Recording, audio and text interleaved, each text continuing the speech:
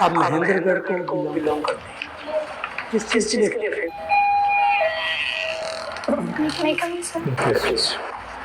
Good afternoon, sir. Good afternoon Divya. Please आप महेंद्रगढ़ को belong करते हैं। किस चीज़ के लिए फेमस है महेंद्रगढ़? आपका नाम सुनते रहते हैं। सर मिनरल्स के लिए फेमस। Minerals, sand. ओके, और कौन सा? ग्रेनाइट मिलता है सर। ग्रेनाइट है वहाँ पे? Yes sir. अच्छा, और सर चूना पत्थर मिलता है। ये अरावली रेंज पड़ती होगी। हाँ सर, अरावली रेंज। तो ये अरावली कहाँ से स्टार्ट होती है? अरावली रेंज सर गुजरात से शुरू होके दिल्ली तक। गुजरात में खत्म होती है या स्टार्ट होती है? मतलब खत्म होती है सर, साउथ में गुजरात तक, नॉर्थ में दिल्ली तक। दिल्ली से स्टार्ट होती है। Yes sir. तो ये हिमालयन रेंज का पार्ट था। सर अरावली वलित पर्वत है, बहुत पुराना पर्वत है सर। हिमालय का पार्ट तो सर हम नहीं कह सकते, क्योंकि सर हिमालय का उत्थान टर्सरी पीरियड में हुआ है और अरावली उससे पहले का पर्वत है। ओके, तो ये बड़ा सेंसिटिव जोन है सिस्मिक पॉइंट ऑफ व्यू से, अरावली की वजह से, है ना? क्योंकि वो कहते हैं कि इनकी वजह से जो है इंडिया मतलब अर्थक्वेक के चांसेस हैं निकट भविष्य में। अब हर किसी को आइडिया नहीं है कि कितना समय लगेगा। आपका ये डांसिंग का है, आप खुद भी डांस करती हैं? Yes sir. या देखती हैं डांस? नहीं सर, करती भी नहीं। Very good. अच्छा, तो आप यू स्पेंड कुछ समय व्यतीत करती हैं? हाँ सर। अच्छा, वेरी गुड। और आप मदर से बात करती हैं? Yes sir. तो वो हॉबी है आपकी? नहीं सर, वो एक्चुअली मैंने इसमें में लिखा है कि मम्मी सिंगल पेरेंट हैं, उन्होंने सपोर्ट चाहिए। यस सर, तो मैं मम्मी को अपनी हॉबीज में इंक्लूड करती हूँ कि वो भी मेरे साथ अपनी बातें करें, स्ट्रेस फ्री रहें और मैं भी स्ट्रेस फ्री रहूँ। ओके, तो आप मोबाइल पे नहीं ज़्यादा बैठते हैं? सर जब जरूरत होती है तब कितना टाइम मोबाइल पे? सर डेली 3-4 घंटे। 3-4 ज़्यादा नहीं है? 3-4 घंटे सर जिस टाइम जरूरत होती है, एग्जाम्स के टाइम, तो उसी टाइम। आपका ट्विटर, इंस्टाग्राम, फेसबुक तीनों पे अकाउंट है? नहीं सर। ओके, तो आप सोशल मीडिया में एक्टिव नहीं है? ज़्यादा नहीं हूँ सर, बस व्हाट्सएप पे एक्टिव। अच्छा, व्हाट्सएप पे आपका ग्रुप बना हुआ है जिसमें स्टडीज की बातें शेयर करते हो? हाँ सर, 1-2 है। अच्छा, ओके, क्योंकि 3-4 घंटे बताया ना आपने। हाँ सर, वो वीडियोस देखने के लिए एडिटोरियल एनालिसिस वगैरह। ओके, कंस्ट्रक्टिव पर्पस से है सोशल मीडिया। यस। अदरवाइज इसका क्या इम्पैक्ट पड़ रहा है यूथ के ऊपर सोशल मीडिया का? सर एक तो फिजिकल जैसे स्ट्रेस होता है, नींद कम आती है, आँखों में प्रॉब्लम हो सकती है सर, और सर फिजिकली तो यही है। दूसरा सर ये है कि हम नेचर से थोड़ा अलग हो जाते हैं, सोशल मीडिया में घुसते हैं तो फैमिली के लिए कम टाइम होता है, पेरेंट्स के लिए कम टाइम होता है। और सर पॉजिटिव इम्पैक्ट्स ये भी हैं कि हमें सर अपडेशन होता है कि हमारे आसपास क्या घटित हो रहा है, नेशनल न्यूज़, इंटरनेशनल न्यूज़, सारी हम व्यूज़ रख सकते हैं सर सोशल मीडिया के माध्यम से। डिस्ट्रैक्शन बहुत होता है जो सबसे बड़ी प्रॉब्लम है यूथ में आज के दिन, वो डिस्ट्रैक्शन की है। फोकस नहीं हो पाते बच्चे आज के दिन जो है। बच्चों को कहने का मतलब है कि कॉलेज के जो स्टूडेंट्स हैं, जो आप जो तैयारी कर रहे हो, आप लोग जेड जनरेशन वाले हो। आपसे आगे वाली जनरेशन कौन है? मतलब जो आपसे बड़ी है, मिलेनियल जनरेशन है ना? सुना कभी? मिलेनियल जनरेशन जेड, अब जनरेशन वाई आ गई। हाँ, ये नई टेक्नोलॉजी है। और उससे पहले थे बेबी बूमर्स, 60s वाले जो पैदा हुए थे। बेबी बूमर्स इसलिए कहते थे कि बच्चे ज़्यादा पैदा करते थे, वो जनरेशन। अब ये मिलेनियल जनरेशन जो है वो बिल्कुल कैरियर ओरिएंटेड, फोकस्ड जो है। तो हर जनरेशन के अपने कुछ ना कुछ वो होते हैं, टिपिकल उनकी क्वालिटीज होती हैं। तो ये जो जनरेशन है, मिलेनियल जनरेशन या जनरेशन जो आपकी है, वो बहुत ज़्यादा फोकस्ड है, कैरियर ओरिएंटेड है। तो कभी मौका लगे तो पढ़ना इस जनरेशन के बारे में। ये इस्लामोफोबिया क्या है? आजकल न्यूज़ में डिबेट में आजकल बात होती है। सर इस्लामोफोबिया को मेनली इस्लाम से रिलेटेड करके देखा जाता है, क्योंकि सर एक धारणा बन गई है कि इस्लाम के लोग ज्यादा कट्टर होते हैं, तो इस्लाम को लेके जो कट्टरता है, उसको लेके जो भय बना हुआ है लोगों में उसी को इस्लामोफोबिया कहा जाता है। जैसे सर आतंकवाद है, जैसे लश्कर-ए-तैयबा, जैसे मोहम्मद, ये सारे संगठन हैं, इनके जो सरगना है वो इस्लाम से बिलोंग करते हैं, तो इसी को इस्लामोफोबिया कहा गया। दूसरी तरफ ये हिंदुत्व की बात होती है। अब इसका जो काउंटर पार्ट है, कोई आर्ग्यू करे तो वो ये कहेगा कि देखो ये जो है हिंदूज बहुत ज़्यादा एक्टिव होते जा रहे हैं, मिलिटेंट होते जा रहे हैं, एग्रेसिव होते जा रहे हैं।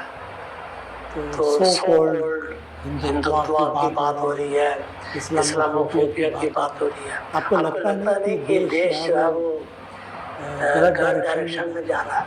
सर लोगों के जीवन में धर्म एक महत्वपूर्ण एस्पेक्ट होता है। सब अपने अपने धर्म को लेके सचेत होते हैं, लेकिन जब वही चीजें धर्म को लेके लोग ज्यादा कम्युनल हो जाते हैं या धर्म को ही अपनी एकमात्र पहचान मानने लगते हैं, तो ये बातें आ जाती हैं कि हिंदू तो उभर रहा है या ये सारी चीजें। लेकिन मैं ये तो नहीं कहूँगी सर कि देश धर्म को लेके ज्यादा मतलब डेस्परेट हो रहा है, लेकिन ऐसा है कि धर्म को लेके होना नहीं चाहिए। तो स्थिति अभी कंट्रोल में है या खराब होती जा रही है? क्योंकि ये रामनवमी में देखिए कितने रॉयट्स हुए। हाँ सर, पहले तो नहीं हुए थे इस तरीके से किसी का एक त्योहार पे इतना ज़्यादा जो है वो वायलेंस हो रहा है। जेएनयू में वायलेंस हो रहा है। अब जेएनयू में वो रामनवमी के दिन जो है स्टूडेंट्स कह रहे हैं पूजा करेंगे, उन्होंने कहा नॉनवेज खाएंगे। ये ऐसा तो हर चीज़ का कंफ्लिक्ट बढ़ता जाएगा। सर इसका एक कारण सर सहिष्णुता की कमी हो सकती है। लोग जब ज़्यादा टॉलरेंस को महत्व नहीं देते हैं।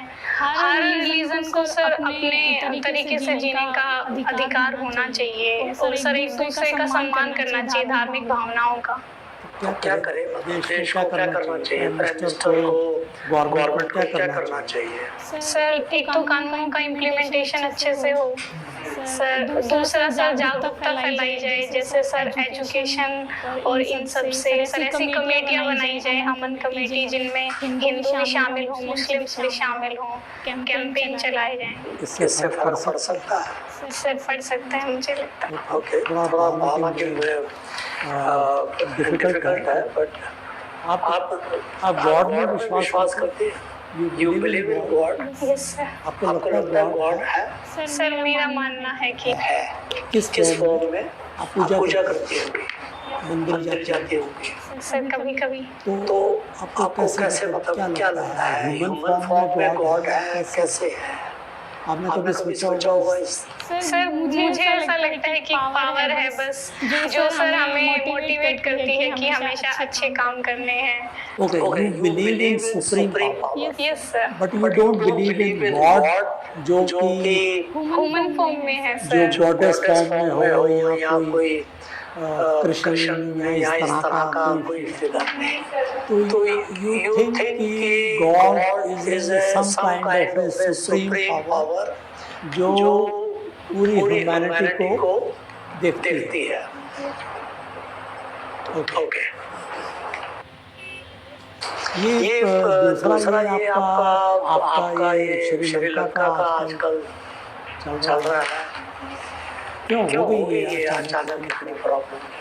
सर इसके कई रीजन हैं, जैसे सोशल सेक्टर्स पे भी और इकोनॉमिक सेक्टर्स पे और गवर्नमेंटल की जो पॉलिसीज हैं उनको लेके। सर सबसे बड़ा तो ये है कि वो डेब्ट ट्रैप में फंस गया है। चाइना से उसने जो कठोर शर्तों पर ब्याज लिया है, सबसे बड़ा रीजन तो वो है। दूसरा सर गवर्नमेंट की कुछ पॉलिसीज हैं, जैसे उन्होंने सर एकदम से ऑर्गेनिक फार्मिंग को बढ़ाने का कदम उठाया कि हम केमिकल जो रसायन है वो खेती में यूज नहीं करेंगे, जिससे सर क्या हुआ एकदम से प्रोडक्शन डाउन हो गया, और उनके पास खाद्यान्न की कमी हो गई। और दूसरा सर, श्रीलंका एक सर पर्यटन आधारित अर्थव्यवस्था है, और कोविड के कारण लगातार पर्यटन नहीं हुआ, जिससे उनकी इकोनॉमी और डाउन हो गई, विदेशी मुद्रा की कमी हो गई, जिससे आयात की कमी हो गई सर। इस वजह से आर्थिक संकट। प्रेसिडेंट को रिजाइन कर देना चाहिए। क्यों सीट पे बैठा हुआ है जब वो कंट्रोल नहीं कर पाया स्थिति को?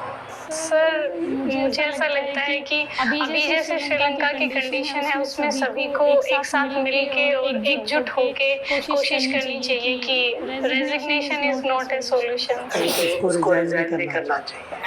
अभी तो मुझे ऐसा लगता है कि पहले स्थिति को संभालने का प्रयास किया जाना चाहिए विपक्षी दलों के साथ मिलके। सर देन जनता डिसाइड कर सकती है बाद में इलेक्शंस के time. How can we law students dominate the future? What areas of law should I choose? Technology law will dominate the future. But how? For that, register for Law Seekers 3-day online live free bootcamp on how to set up a... sir then जनता decide कर सकती है बाद में elections के time. Islamophobia तो बहुत सारी बातें हो रही थी, कम्युनल कॉन्फ्लिक्ट की बात हो रही थी। मान लीजिए आप डीएम बन जाती हैं और एक ऐसा दिन है जिसमें हिंदू धर्म का फेस्टिवल है और दूसरे धर्म का फेस्टिवल है, या दो धर्मों का फेस्टिवल है, और दोनों एक टाइम पर एक ही रोड पर जुलूस निकालना चाहते हैं। और आपकी जो इंटरनल रिपोर्ट है उसमें पूरी तरह से मैसेज दिया गया कि हो सकता है कि दोनों धर्मों के लोग आपस में टकरा जाएं। ये समस्या अगर आपके सामने आती तो उसका समाधान कैसे करिएगा? सर मैं दोनों धर्मों के जो मुख्य नेता हैं उनको बुला के मैं सर कोशिश करूंगी कि वो इस बात पे सहमत हो जाएं कि उनका टाइमिंग अलग अलग हो सर। एक ही रास्ते से अगर निकालना चाह रहे हैं तो टाइम हम अलग अलग दे सकते हैं, जैसे एक को सुबह की शिफ्ट में, एक को शाम के शिफ्ट। और ना माने तो दोनों मतलब कि नहीं, हम नहीं कॉम्प्रोमाइज करेंगे, हमारे धर्म के अनुसार वही टाइम शूट कर रहे हैं, मुहूर्त होता है शब्द सर सेम टाइम में निकालना चाहता हूँ। कह रहे हैं कि नहीं हमारा मुहूर्त जो है यही है, इसी टाइम हम निकालेंगे, तो कैसे मैनेज करिएगा? सर मैं अगर डीएम तो मेरे पास ये अथॉरिटी है कि मैं उनको चाहूँ वैसे अनुसार मतलब अपने अनुसार उनको बता सकती हूँ कि आपको कौन सा टाइम मिलेगा। मुझे फोर्स नहीं कर सकते कि हमें इसी टाइम निकालना है। लेकिन सर कोशिश तो मैं यही करूँगी कि वो मान जाएं, एक मुद्दे पे आ जाएं कि हम नहीं मानते हैं, क्या करिएगा? आपके पास अथॉरिटी, आपने कहा मेरे पास अथॉरिटी है, क्या करिएगा? सर मैं सबसे पहले तो कानून व्यवस्था को बनाने के लिए पुलिस बलों को हिदायत दूंगी कि ऐसा कोई भी दंगा ना हो पाए, शांति से निकाला जाए जुलूस। और दूसरा सर मैं उनके नेताओं को भी हिदायत दूंगी कि अगर किसी भी प्रकार की कोई दंगे या अव्यवस्था होती है तो इसके लिए उन्हें जिम्मेदार माना जाएगा। और सर मैं कोशिश करूंगी अपने जो वरिष्ठ हैं उनसे भी सलाह ले लूँ कि कैसे मैनेज करना है चीज़ों को, और सर मैं यही कोशिश करूंगी शांति से निकल जाए। हिंदी आपने पढ़ा है, इंग्लिश भी पढ़ा है, हिंदी आपका ऑप्शनल है, ठीक है? तो हिंदी लिटरेचर और इंग्लिश लिटरेचर दोनों लिटरेचर है, दोनों में क्या समानता है और क्या अंतर है? सर इंग्लिश लिटरेचर नहीं पढ़ा है, उसमें मैं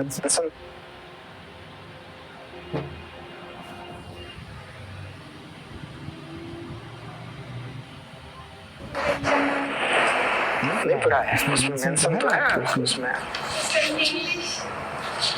आपने मेंशन तो किया उसमें फिजिक्स, केमिस्ट्री, मैथ, हिंदी और इंग्लिश। चलो फिजिक्स, केमिस्ट्री, मैथ पढ़ा है। मेरा सवाल है सिंपल सा, पानी देखा होगा तो देख लो, पानी गीला क्यों होता है? सर क्योंकि लिक्विड फॉर्म में होता है। तो उसका इंग्लिश हो गया बस। लिक्विड फॉर्म में क्यों होता है सर? आप गीला क्यों होता है? सर जिस टेम्परेचर नॉर्मल टेम्परेचर पे पानी की फॉर्म लिक्विड है तो इसलिए क्यों है? सर जिस टेम्परेचर पर पानी लिक्विड होता है उस टेम्परेचर पे जो वेपराइजेशन और सब्लिमेशन की पावर्स हैं वो एक दूसरे को इक्वेट कर देती हैं, इस वजह से शायद। सोचिएगा, ठीक है? ऑप्शनल हिंदी आपका सूद, कबीर, तुलसी, तीनों की विधाओं में क्या अंतर है? सूद, कबीर, तुलसी। सर सूर ने मुख्यतः लीला पद लिखी है जिनमें सर कोई प्रॉपर फॉर्मेट नहीं है, बस उन्होंने कृष्ण की जो अवतार हैं उनकी लीलाओं का वर्णन किया है। और सर कबीर में मुख्यतः दोहे रचे हैं। बीजक में उनके दोहे भी हैं, शब्द भी हैं, रमैनी भी हैं, साखी भी हैं। और उन्होंने सर निर्गुण ईश्वर के बारे में लिखा है। और सर तुलसी जी ने मुख्यतः दोहा और चौपाई के रूप में लिखा है सर। 8 चौपाइयों पर एक दोहा है सर। मतलब इनकी जो लेखन है उसकी विधा में पूछ रहा हूँ, उन्होंने क्या लिखा ये नहीं, उनकी विधाओं में क्या अंतर है? विधा आप समझती हैं, उनकी विधाओं में क्या अंतर है? सूर की जो बेसिक फिलॉसफी है और कबीर की जो बेसिक दर्शन है या तुलसी का जो बेसिक दर्शन है, उसमें अंतर क्या है? सर सूर और तुलसी सगुण ईश्वर को मानते हैं और कबीर निर्गुण ईश्वर को। आप जब हिंदी साहित्य पढ़ती हैं तो समकालीन हिंदी साहित्य में अस्मिता मूलक साहित्य आता है, उसमें नारीवाद भी है। सिमोन de Beauvoir का एक स्टेटमेंट है, नारी पैदा नहीं होती बनाई जाती है। सुना आपने? तो क्या कहना चाहती है? सर उनका बेसिकली इससे मतलब ये है कि सर जन्म के समय स्त्री और पुरुष बराबर होते हैं, लेकिन हमारे जो सामाजिक और सांस्कृतिक भेदभाव हैं उनकी वजह से स्त्री को इस प्रकार से बना दिया जाता है कि वो अपने आप को सर सेकेंडरी मानने लग जाती है। मतलब हमारी सांस्कृतिक जो प्रथाएं हैं और हमारी सामाजिक प्रथाएं हैं उनकी वजह से स्त्री अपने आप को सेकेंडरी मानती है। कुछ ऐसा फील किया जहाँ से आप आती हैं? सर मैंने पर्सनली तो फील नहीं किया। ऐसा माना जाता है थोड़ा सा महिलाओं को लेकर के हरियाणा जो है थोड़ा सा। हाँ सर थोड़ा सा। मान लीजिए अगर आप डीएम बन जाती हैं और महिलाओं के डेवलपमेंट के लिए ठीक है ना कुछ प्रोग्राम चलाने हों, उनको इन्वेस्टमेंट करना हो, उनका वेलफेयर करना हो, तो क्या करिएगा आप? सर मैं सबसे पहले कोशिश करूंगी सर एजुकेशन सेक्टर में उनको आगे बढ़ने की, क्योंकि सर रूरल वुमेन्स के पास गर्ल्स के बाद बहुत कम चांस होते हैं हरियाणा में आगे बढ़ने के, क्योंकि सर वहाँ पे पैट्रियार्की जो सिस्टम है उसको लेके उसमें ऐसे है कि लड़कियों को मोटिवेट नहीं किया जाता आगे बढ़ने के लिए, पढ़ने के लिए। तो सर सबसे ज्यादा कम एजुकेशन सेक्टर में। क्या कारण है? सरकार तो चाहती है वहीं से कार्यक्रम की शुरुआत हुई बेटी बचाओ बेटी पढ़ाओ, तो क्यों नहीं करना चाहते लोग, बेटियां को नहीं पढ़ाना चाहते हैं? सर इसके कई रीजंस है लड़कियों को। सर पैट्रियार्की तो सबसे बड़ा है ही कि मानसिकता है कि लड़कियों को लेके, और दूसरा सर मुझे लगता है डोगरी सिस्टम सबसे बड़ा रीजन है, क्योंकि पेरेंट्स को बचपन से ये हो जाता है कि बेटी की शादी में खर्च करना है तो वो नहीं चाहते कि पढ़ाई लिखाई पे खर्च हो। ये दूसरा रीजन है। और तीसरा सर मुझे लगता है सिक्योरिटी कंसर्न्स भी होते हैं पेरेंट्स के कि लड़की बाहर जाएगी तो उसकी सेफ्टी का ख्याल रखना है। इन समस्याओं का समाधान नहीं होगा, आप शिक्षा देके क्या कर लीजिएगा? सर अगर मैं एजुकेशन सेक्टर पे काम करूंगी तो मुझे लगता है अगर गर्ल इंडिपेंडेंट हैं तो वो डोगरी के खिलाफ भी बोल सकती हैं। इकोनॉमिकली इंडिपेंडेंसी मुझे सर सबसे ज्यादा महत्वपूर्ण लगती है। Yes sir. नहीं sir normal song sir casually.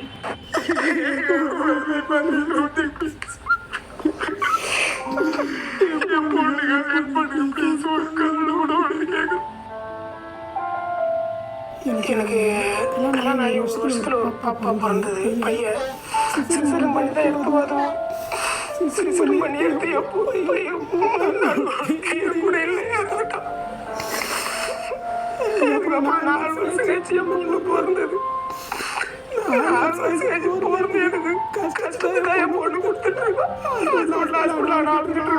Problem இங்கே வந்ததுக்கு அப்புறம் ப்ராப்ளம்னு எங்களுக்கு தெரிஞ்சது. தெரியாது ஆப்ரேஷன் பண்ணாதான் சரி பண்ண முடியுன்ற மாதிரி நிலைமைக்கு வந்துடுச்சு. ஆப்ரேஷன் பண்ற அளவுக்கு எங்ககிட்ட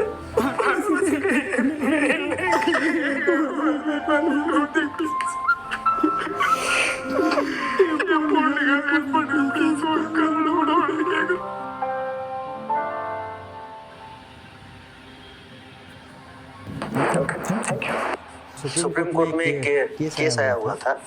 वो केस था प्रमोशन में रिजर्वेशन को लेकर के, और उसमें सुप्रीम कोर्ट ने कहा है कि इसके लिए क्वांटिफिएबल डेटा हमारे पास होना चाहिए।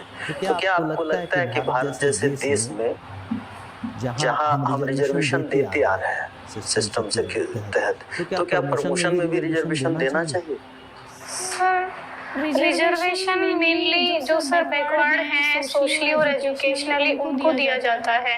तो अगर सर रिजर्वेशन में हमें ऐसा लग रहा है कि हमारे पास डाटा है तो सर मुझे लगता है कि रिजर्वेशन में भी सर योग्यता तो देखनी ही चाहिए। यहाँ प्रमोशन में रिजर्वेशन की बात हो रही है, क्या प्रमोशन में रिजर्वेशन देना चाहिए? जैसे सपोज दैट आप सिलेक्शन नॉन ले लेती है, आपका जब प्रमोशन की बारी आपकी आती है तो आप ही के साथ और एक व्यक्ति जो कैंडिडेट है वो सेलेक्ट हुआ है, लेकिन ड्यू टू कि वह किसी बैकवर्ड कम्युनिटी से है या किसी ऑर्डिनरी क्लास से है, वहाँ उसको आपसे पहले रिजर्वेशन मिल जाए, प्रमोशन में उसको रिजर्वेशन मिल जाए, वो आपसे पहले सीनियर स्केल पे चला जाए। तो क्या ये प्रतिभा का उतना नहीं हुआ? मैं वो पूछ रहा हूँ कि क्या आपको लगता है कि प्रमोशन प्रोन्नति में आरक्षण दिया जाना चाहिए? सर मेरा पर्सनली व्यू तो यही है कि प्रमोशन में आरक्षण नहीं दिया जाना चाहिए, क्योंकि सर योग्यता आधारित प्रमोशन होना चाहिए ताकि सर एडमिनिस्ट्रेशन में जो अधिकारी हैं उनके पास एक मोटिवेशन रहे कि अगर हम काम अच्छा करेंगे तो मेरिटोक्रेसी चलेगी, मेरिट बेस्ड प्रमोशन होंगे। लेकिन सर इसमें एक एस्पेक्ट ये है कि जो सर प्रशासन में जो बैकवर्ड सेक्शन से लोग होते हैं, रिजर्वेशन से आते हैं, उनके साथ सर कोई डिस्क्रिमिनेशन नहीं होना चाहिए, उनको पूरा अधिकार मिलना चाहिए कि वो भी मेरिट्स अच्छे से दिखा सके।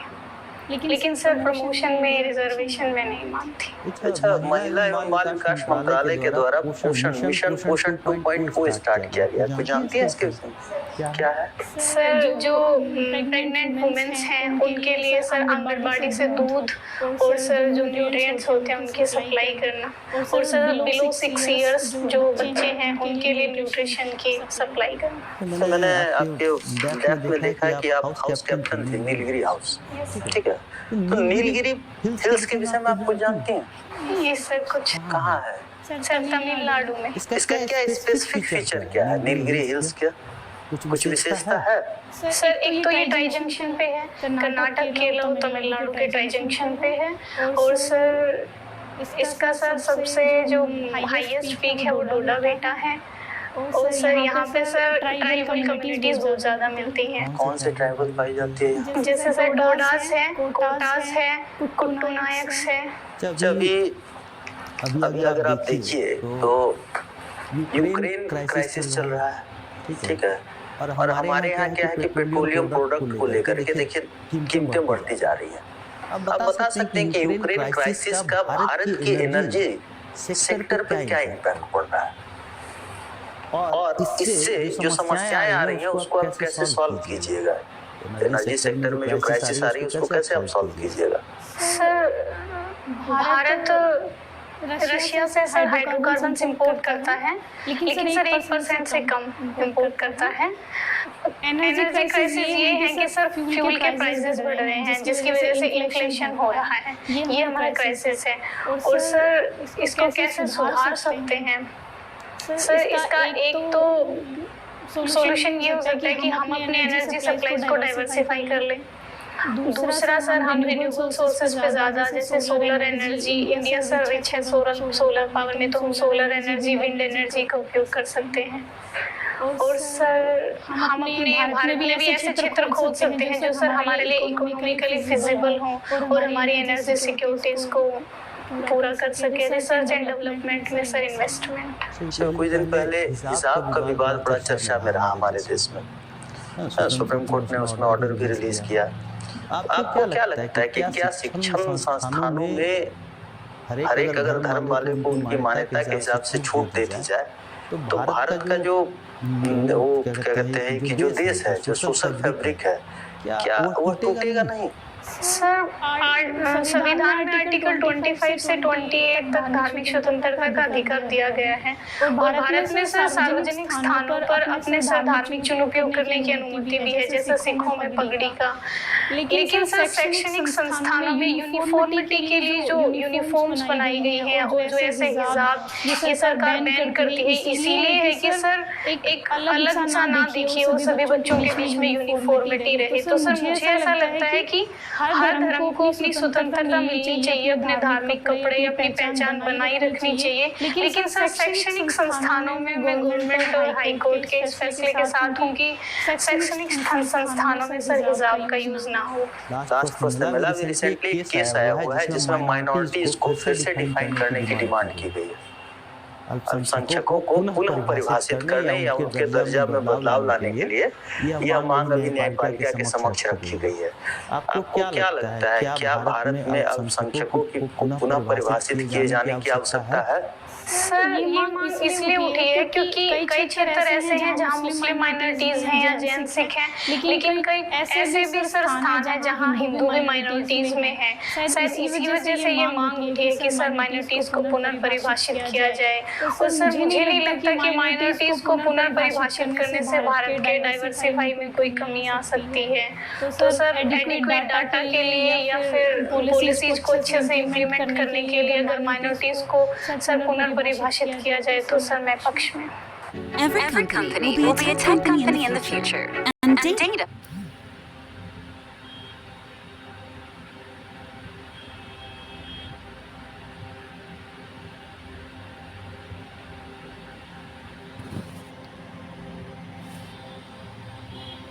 Every company will be a tech company in the future, and data will be the fuel that powers this revolution. अगर माइनॉरिटीज को सर पुनर्परिभाषित किया जाए तो सर मैं पक्ष में।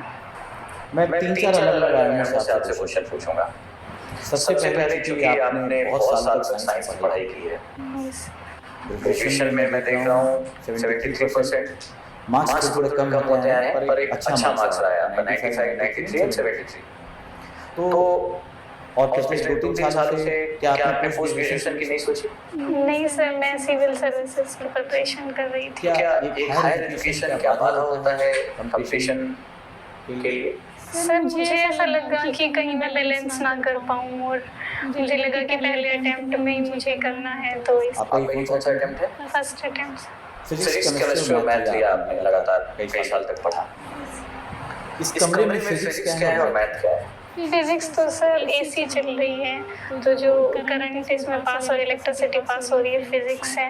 और मैथ्स सर नंबर्स हैं, जैसे हम कितने इंडिविजुअल्स यहाँ बैठे हुए हैं और सर ऑब्जेक्ट्स हैं डिफरेंट उनकी काउंटिंग कितने चीज़ें हैं। कुछ केमिस्ट्री भी है सर वाटर। अच्छा, इन तीनों सब्जेक्ट में आपको ज़्यादा अच्छा क्या लगता था? फिजिक्स केमिस्ट्री और मैथ में? मैथ्स। 1 और 100 के बीच में कितने 9 आते हैं? Sir 10 times. ओके, तो आपने क्यों छोड़ दिया सब्जेक्ट्स को नहीं लिया और सीधा फिर साहित्य? एक जंप दिखता है सीधा साहित्य की ओर, और भी सब्जेक्ट थे। सर मेरा जनरल इंटरेस्ट रहा है हिंदी साहित्य में, पढ़ना अच्छा लगता है, इस वजह से लिया। क्या पढ़ा आपने साहित्य अपने सिलेबस के अलावा? कैसे बदला इंटरेस्ट है आपका? सर मैंने सिलेबस की बुक्स उठाई थी जो इसमें उपन्यास हैं, और सर दूसरा रीज़न ये भी था कि मैंने जब सिलेबस देखा तो मुझे लगा कि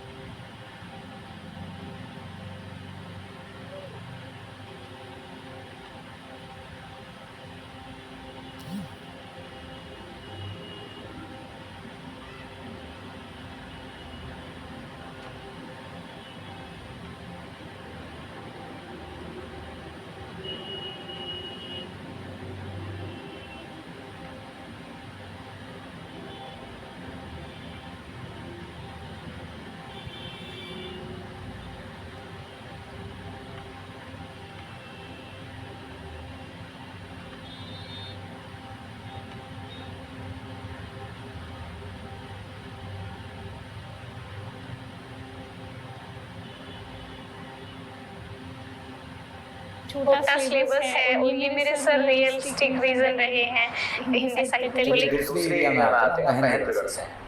महेंद्रगढ़ क्या सेक्स रेशियो है वहाँ पे? सर 879। 879 है, यस 895 है। हाँ सर, सर वो हरियाणा का 895 है। और इसका मतलब है कि अनुकूल नहीं है, प्रतिकूल है। Yes sir. क्यों? आपके हरियाणा में इन जनरल जब हम शुरू से भी देखते हैं, किसी भी जगह खास कर 2000 के शुरुआत करते हैं, तो कई जगह अच्छा भी हुआ। सर ने क्वेश्चन पूछा था कि बड़े प्रोग्राम वहाँ से शुरू किए, बेटी बचाओ बेटी पढ़ाओ, क्या क्या। लेकिन महेंद्रगढ़ डिस्ट्रिक्ट पार्टिकुलर में पूछ रहा हूँ कि आखिर 895 ये तो एक सिंपल वो है, क्यों ऐसा है? क्या वही सेम सिचुएशन जो उन्होंने कहा था, या कुछ चेंज करेंगे? महेंद्रगढ़ पार्टिकुलर इससे सेक्स रेशियो वहाँ क्यों कम है? सर जो हरियाणा में नॉर्मल रीजंस होते हैं वो तो हैं ही, इसके साथ सर ये है कि महेंद्रगढ़ में ट्रांसपोर्ट फैसिलिटीज भी हैं, इस वजह से जो सर सेक्स सेलेक्टिव अबॉर्शन होते हैं वो ज़्यादा हुए हैं इस वजह से। लेकिन सर हाल में उसमें सुधार हो रहा है, जैसे हरियाणा गवर्नमेंट ने बहुत टाइट सर कानून इम्प्लीमेंट किए हैं कि लाइसेंस कैंसिल हो जाएगा, या सर अवेयरनेस के लिए भी इसी उसमें सेक्स रेशियो में एक नई उम्मीद है हरियाणा। क्या समझते क्या है? सर वो चाइल्ड सेक्स रेशियो सर 932। अच्छा, एक मान लो तुम अपने जिले के डीएम बन जाती हो, एक ऐसी सिचुएशन आती है और आपको बना दिया कि आपने समझा है ना, और आपको ये फीमेल फोर्टिसाइड को रोकना है। बड़े आराम से सोचते हुए, क्योंकि तुम परिस्थितियों से गुजरी हो, मैं देख रहा हूँ कि आपके फादर डिसीज कर गए, आपके मदर ने, और इसीलिए आपने मदर के साथ अपनी बात को हॉबी में भी रखा है। तो एक इमोशन भी है आपके साथ, महिलाओं को समझने का और थोड़ा सीनियर्स के साथ भी बात करने का। बहुत आराम से सोचते हुए मुझे 3 स्टेप बताइए कि फीमेल फोर्टिसाइड को कैसे रोकेंगे। आपको पता चलता है यही हालात है महेंद्रगढ़ में, वो और कम हो रहा है, 860 तक आ गया है, तो कैसे इसे बढ़ाएंगे? सर स्पेसिफिकली फिटिसाइड को रोकना है। सर सबसे पहला स्टेप तो मैं यही करूंगी सर, कानूनों का सर टाइट इम्प्लीमेंटेशन करना है। जो भी सर डॉक्टर्स इसमें लिप्त पाए जाते हैं या कहीं भी ऐसा होता है तो मैं सर डायरेक्टली लाइसेंस कैंसिल कर दूंगी। पहला स्टेप तो यही करूंगी। उसके लिए क्या है अभी? सर PCPNDT और सर MTP एक्ट। और अगला स्टेप? और सर दूसरा मैं कोशिश करूंगी कि सर जो पंचायती राज इंस्टीट्यूशंस हैं उनकी है विजिलेंस सेल बनाऊं ऐसी, जो इन्फॉर्मर्स हैं उनको इंसेंटिव्स दूं ताकि मेरे तक सर सारी जानकारी पहुंच जाए। और सर तीसरा मैं अवेयरनेस कैंपेन चलाऊंगी कि सर जैसे अगर किसी गर्ल चाइल्ड का बोन होता है तो मैं उसे सर जैसे सुकन्या समृद्धि योजना है, मैं सर कोशिश करूंगी कि अपने ग्राउंड लेवल पे ऐसा कोई फंड बनाऊं जिससे अगर कोई गर्ल चाइल्ड बोन होती है तो उसके एजुकेशन के लिए उसमें से कुछ फंड दे सकूं। एक वुमेन सेफ्टी का विषय बड़ा और फिर बहुत तेजी से चर्चा में आ रहा है। हमने बहुत सारे कानून बनाए, सबसे ज्यादा कानून उसी पे हैं, लेकिन इसके बावजूद वुमेन सेफ्टी को लेकर बहुत बेहतर प्रोफेशन नहीं है इंडिया। इसको कैसे और बेहतर किया जा सकता है? हरियाणा के कंसर्न सर लॉन्ग टर्म में तो हम ये कर सकते हैं कि सर लगातार एजुकेशन कैंपेन्स के हिसाब से जो सर पैट्रियार्कल मानसिकता है उसको कम करेंगे सर लॉन्ग टर्म में सर। और सर शॉर्ट टर्म में मैं कोशिश करूंगी कि हर जगह सेफ्टी के लिए मैं ऐसे विजिलेंस सेल लगा दूं कि कोई भी लड़की अगर किसी प्रॉब्लम में है तो डायरेक्ट ऐसे कोई हेल्पलाइन नंबर लगा दूं कि अच्छा ऐसा नहीं लगता आपकी बातों से जैसे अभी आपने रिजर्वेशन पे प्रमोशन में बात की, ऑब्वियसली योग्यता का हनन नहीं होना चाहिए और किसी के साथ डिस्क्रिमिनेशन नहीं होना चाहिए। वेलफेयर स्टेट का मतलब यही है और असली डेमोक्रेसी, वाइब्रेंट डेमोक्रेसी का मतलब यही है। आपको ऐसा नहीं लगता कि महिलाओं को जरूरत से ज्यादा जो अधिकार देते जा रहे हैं, कहीं पुरुष तो नहीं पीछे हटना है? मैं इस मूवमेंट पे आता हूँ, मूवमेंट था मी टू, सुना इसके बारे में? अब हुआ क्या कि 20 साल पहले 17 साल पहले जो घटनाएं हुई उस पे भी लोग आके बोलने लगे। और दूसरी चीज जब बाद में देखा गया तो उसमें करीबन 70% के आसपास चीजें जो फेक पाई गई। तुम्हें लगता है ये न्याय है या एक सेंसिटाइजेशन ऑफ द सब्जेक्ट है केवल? सर मैं ऐसा तो नहीं कहूँगी कि हम महिलाओं को ज़्यादा अधिकार दे रहे हैं, क्योंकि सर लंबे समय से उन्हें सर सेकेंडरी माना गया है। तो मेरा सर इस पर स्ट्रॉन्ग पॉइंट यही है कि लगातार महिलाओं को सर हमें अपग्रेड करना चाहिए।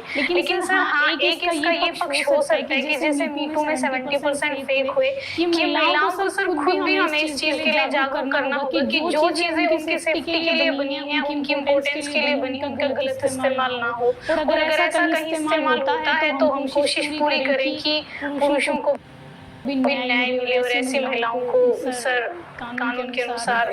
जैसे मीटू कैंपेन है, ये वेस्टर्न वर्ल्ड से उठा, हम उसके फॉलोअर बन गए। तो ऐसा लगता है कि ये वास्तव में भारतीय महिलाओं की आवाज तो वो नहीं थी। एक्चुअली ये पॉपुलर कैंपेन से हुआ और हम उसके तरह से फॉलोअर बन गए। इस पे आपका क्या कहना है? हाँ सर, कहीं कहीं इसका ये पक्ष हो सकता है कि सर वेस्टर्न से शुरू हुआ और सर इलीट फेमिनिज्म जो चीजें हैं उनको लेके ये ज्यादा है। भारतीय महिलाओं की जो सर मुख्यतः जो चीजें हैं वो एजुकेशन को लेके हैं। और लेकिन सर मैं ये नहीं कहूँगी कि हम एकदम से फॉलोअर बन गए। हमारी कंडीशंस भी ऐसी हैं जिसमें मीटू की जरूरत है, महिलाएं खुल के अपनी बातें बोल सके। तो सर एक मीटू को हम अपने अकॉर्डिंग के बारे में जानती हैं? Yes sir. इससे कैसे वुमेन एम्पावरमेंट को बढ़ावा दे रहे हैं? और दो फेमस एसएचजी के नाम बताइए। सर फेमस एसएचजी तो केरल में कुटुम्बश्री महिलाओं का ही है सर। सर दूसरा मैं रिकॉल नहीं कर पा रही हूँ, लेकिन सर एसएचजी वुमेन्स को एम्पावरमेंट करते हैं। जैसे पहला तो सर सार्वजनिक क्षेत्र में उनकी भागीदारी बढ़ती है, और दूसरा सर इकोनॉमिकली जो इंडिपेंडेंसी है वो कहीं उन्हें अपने निर्णय खुद लेने के लिए मजबूर करती है। मतलब एम्पावर करती है कि वो अपने अगर इकोनॉमिकली इंडिपेंडेंट है तो अपने निर्णय खुद ले। और दूसरा सर जब सभी महिलाएं एक साथ सार्वजनिक मंच पर इकट्ठा होती है तो वो आपस में अपनी जो कंसर्न्स हैं, अपने मुद्दे हैं, उनको सर बात कर सकती हैं। तो एक तरह से उनमें अवेयरनेस आती है। तो सर इकोनॉमिकली भी सोशली भी वो ये महिलाओं को एम्पावरमेंट। अच्छा, कई बार कहा जाता है कि हमने बहुत सारे इशू कर लिए, अब एक महिला वुमेन रिजर्वेशन बिल का मुद्दा अटका हुआ है और वुमेन रिजर्वेशन बिल पास हो जाए तो महिलाएं एम्पावर हो जाएंगी। क्या लगता है कि वुमेन रिजर्वेशन बिल एक गेम चेंजर साबित होगा? सर मेरा पर्सनल व्यू तो यही है कि वुमेन रिजर्वेशन बिल पास हो जाना चाहिए महिलाओं को। सर जैसे पंचायती राज इंस्टीट्यूशन में भी हमने 33% दिया है और हरियाणा तो उसमें तो सर 50% तक।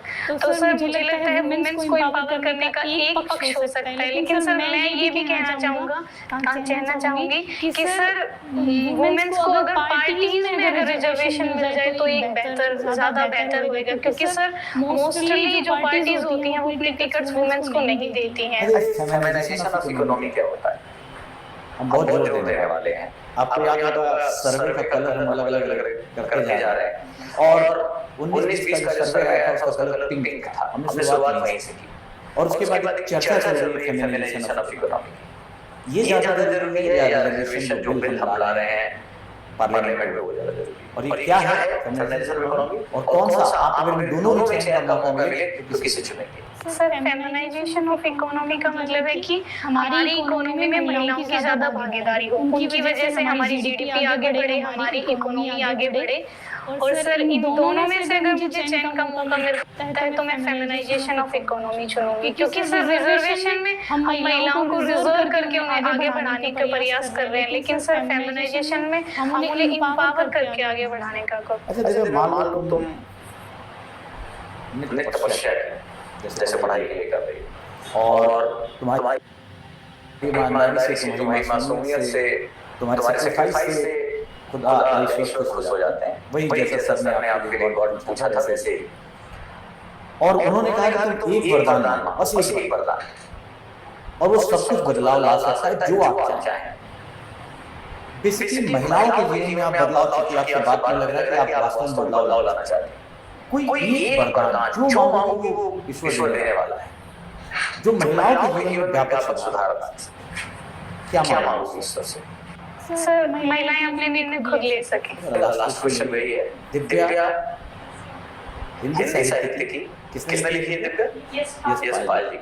उस दिव्या तुम इस दिव्या में समानता और असमानता क्या है?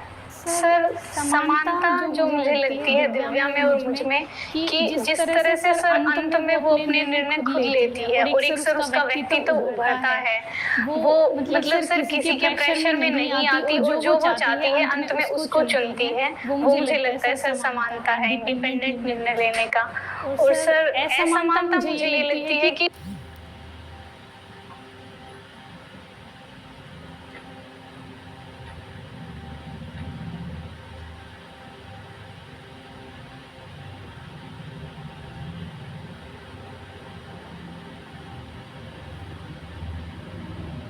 जब दिव्या के साथ सर गलत होता है, उसका सर जो प्रेमी होता है छोड़ देता है और सर उसके बच्चे की डेथ हो जाती है, उसके बाद सर वो कोशिश करती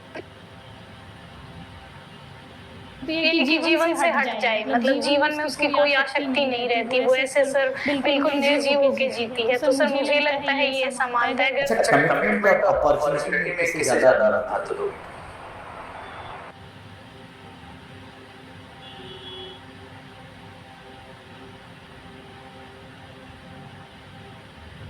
कमिटमेंट एंड अपॉर्चुनिटी। आप समझ में मैं क्या बोल रहा हूँ? आपने मौका दिया पूछने का दिव्या से उसके प्रेमी के बारे में।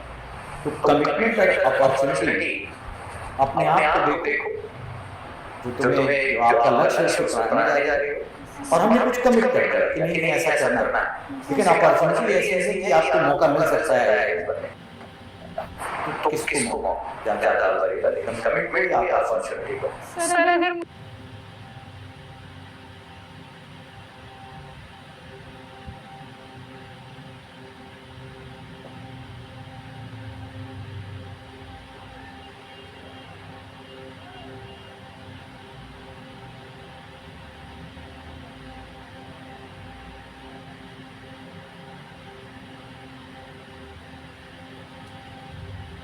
मुझे अपॉर्चुनिटी गलत तरीके से मिल रही है तो अपॉर्चुनिटी नहीं सर, कमिटमेंट। सर